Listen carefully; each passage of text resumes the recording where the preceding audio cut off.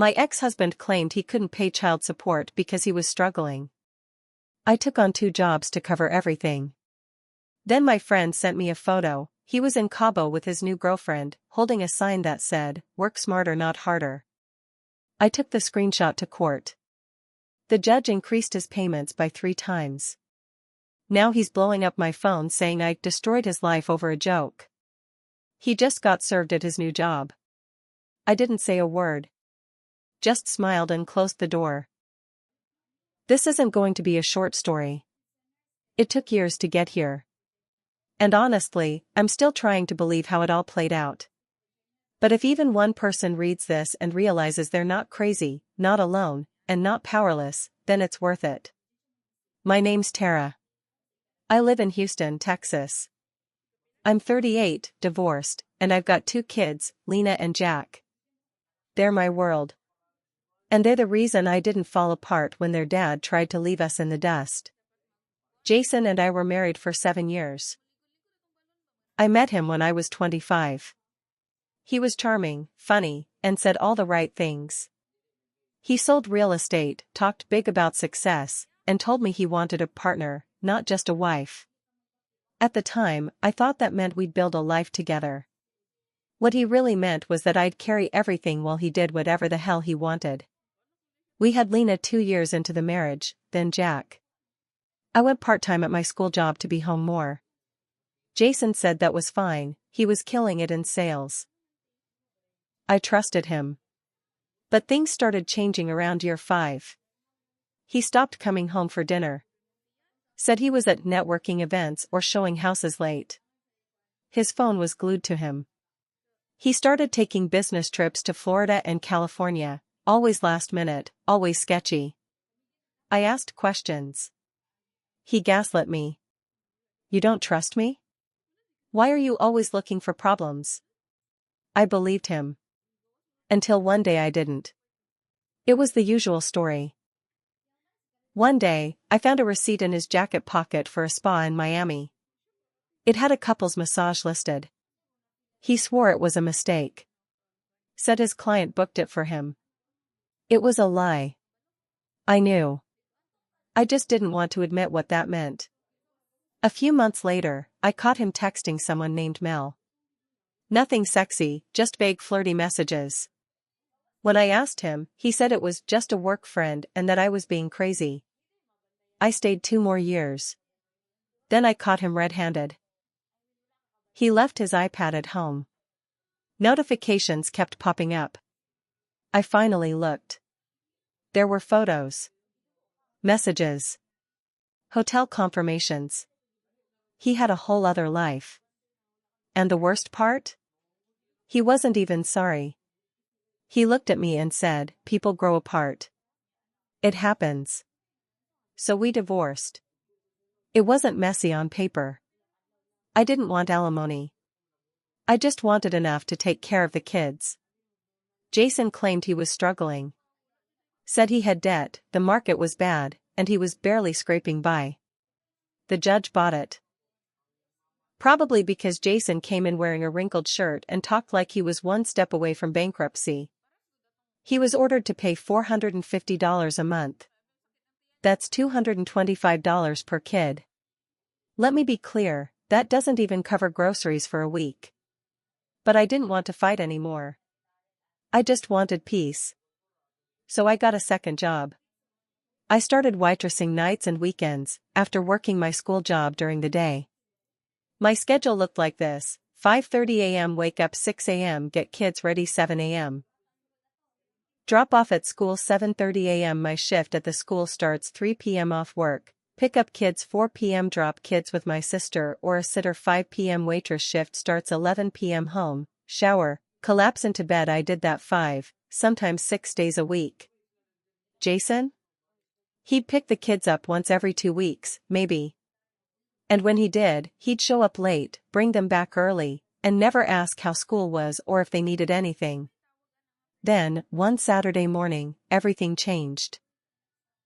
I was folding laundry, dead tired, when I got a text from my friend Jen. She sent me a screenshot from Instagram. It was from one of those travel influencer accounts. A group photo on a yacht in Cabo. I recognized the sunglasses first. Then the smile. It was Jason. He was standing shirtless, drink in hand, next to a woman I'd never seen before. Skinny, tan, probably 10 years younger. They were both holding up a hand-painted sign that said, "Work smarter, not harder." I stared at that photo for 10 minutes. I didn't cry. I didn't scream. I felt something shift in my chest. All the nights I came home with blisters on my feet. All the times I told Lena and Jack not this week when they asked for new shoes or a school trip. And this man, this liar, was in Cabo, mocking people like me? I took a screenshot. I called my lawyer the next day. We went through everything, my income, his original statements in court, the photo, and more. I had receipts. I showed proof that Jason had made big commissions from recent home sales. He was driving a new Audi. Renting a luxury condo in Midtown. Posting pictures of steak dinners and bottle service. He wasn't struggling. He was hiding. My lawyer filed a request for child support modification. Jason didn't see it coming. The day we went back to court, he showed up in his usual flashy suit. Acted casual, like he had this under control. My lawyer pulled out the enlarged color print of the Cabo photo. Jason's face changed instantly. The judge? He didn't find it funny. Not at all. Especially after seeing the financial records we submitted. Jason had made over $120,000 that year. He just didn't report it properly. When it was over, the judge ordered his payments tripled. From $450 to $1,350 a month. Plus $6,800 in back pay. And a warning, if he lied again, he could be held in contempt. Jason followed me into the hallway after. "Tara," he said, "it was just a joke. That picture, it was a joke. You didn't have to go this far." I looked him in the eye and said nothing. Just turned around and walked away. Then came the final nail. We served the new order directly to his new job. He'd just started at a high-end agency in Houston. The paperwork was delivered during their Monday team meeting. I know because a former coworker of his sent me a screenshot of the group chat that blew up afterward. People were asking what he did to get garnished like that. He's been calling and texting nonstop since. Left me a voicemail saying, "You just destroyed my life over one dumb photo." I didn't reply. This morning, a process server dropped off confirmation of the garnishment. I smiled, signed the papers, and closed the door. Then I made pancakes. Because sometimes, silence is the best kind of revenge. After the garnishment kicked in, I thought maybe, just maybe, Jason would go quiet. He didn't. The first few days were just him lashing out. Angry texts. Calls I didn't answer. One voicemail was him sobbing, full-on breakdown, saying he might lose his job, that I'd ruined everything. I didn't reply. But then it changed. He showed up. It was a Tuesday night. I'd just come home from the diner, tired, sore, smelling like grease and onions. The kids were already in bed. I was about to take off my shoes when I heard the knock. It was almost 10 p.m. I opened the door a crack and saw him standing there. His tie was loose, eyes bloodshot, clearly drunk. "We need to talk," he slurred. "No, we really don't," I said. He tried to push the door open. I shoved back, slammed it shut, and locked it. Then I called the police. They showed up 10 minutes later, but Jason was gone. I filed a report. Nothing serious yet, but it was on record. That was enough for now. The next morning, I called my lawyer. We started paperwork for a restraining order. Jason must have known. Because by Friday, I got a call from the kids' school. He'd shown up there, unannounced. Saying he wanted to surprise Lena and Jack. He hadn't even asked me if it was okay. He hadn't seen them in 3 weeks. The school knew something was off and didn't let him in. They called me right away. That was my last straw. I told the lawyer to file for a custody review. We had the financial lies, the harassment, the unannounced school visit, all of it. Jason's mask was slipping. But he wasn't done trying to play the victim. He started posting on Facebook long rants about how his vindictive ex was trying to bleed him dry and cut him off from his kids. Some of his friends messaged me, asking if I'd consider the emotional damage I was causing. I didn't respond. Then my sister showed me something worse. Jason had made a burner Instagram account. It had 2 followers. Just him and that same blonde from Cabo. He was posting stories, photos of fancy dinners, nights out, tagged with phrases like haters gonna hate and grinding in silence while they plot my downfall. One of the posts had a screenshot of his pay stub, edited to make it look like he was making less than he actually was. I saved it all. Because what Jason didn't know was that our custody review wasn't just about money. It was about fitness as a parent. And lying, drinking, stalking, and playing games on social media didn't exactly help his case. The hearing is in 2 weeks. He doesn't know what's coming.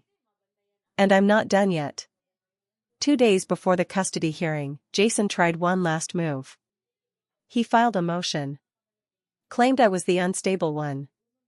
That working 2 jobs made me unfit. That the kids were neglected because I was never home. He even attached a statement from his new girlfriend, saying she'd witnessed the children looking malnourished and unkempt. That one almost made me laugh.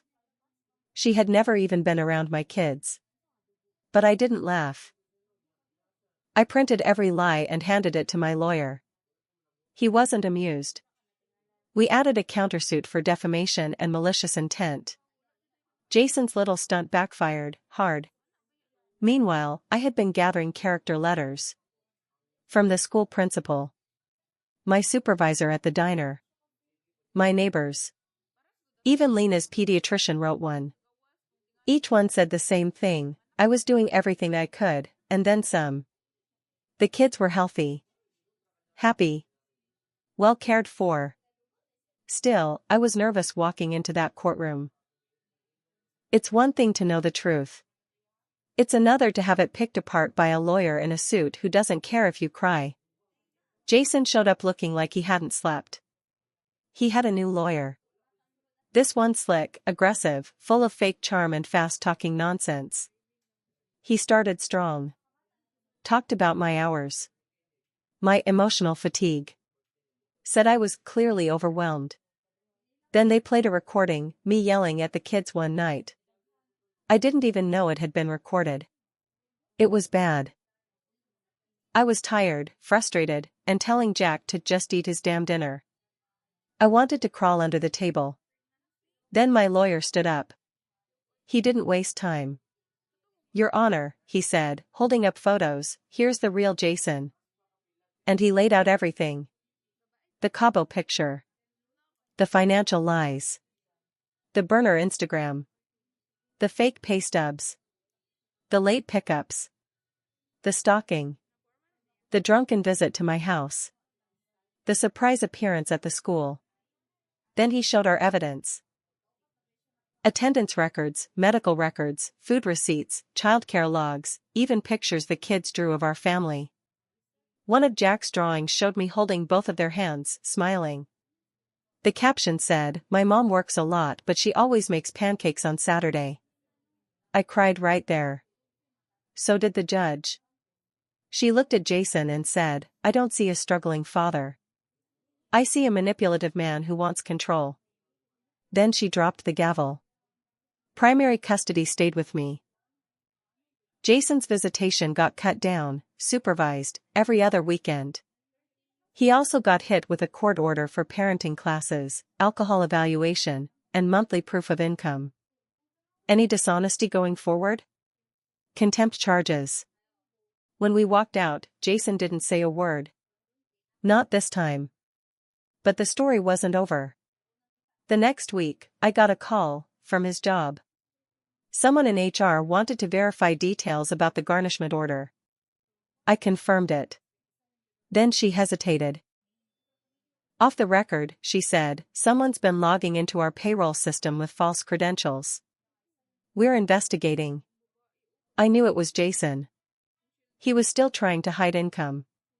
Still playing games. Still not realizing how deep a hole he was digging. And this time I wasn't just playing defense. I was ready to end this, for good. I wish I could say Jason stopped. That after the judge handed down her ruling, he finally got his act together. But he didn't. Instead, he got desperate. 3 weeks after the custody ruling, I found out from a friend at his office that Jason was fired. HR had completed their investigation. He'd been sneaking into the system using a former coworker's login. Falsifying pay stubs. They let him go immediately, and reported him. I thought that would be the end. It wasn't. 2 days later, my sister called me in a panic. Jason had shown up at her house, drunk. Said he needed to talk to someone. She didn't let him in, but he wouldn't leave. Said he was losing everything, that I destroyed him. She called the cops. That got him arrested. Drunk and disorderly. The cops found an open bottle in the passenger seat of his car. Now he had a record. After that, he spiraled. Called from a burner number, crying, saying he was broke, that he was sleeping in his car. Said he was going to end it all. And for a second, I felt something. Guilt, maybe. Or just sadness. We'd built a life once.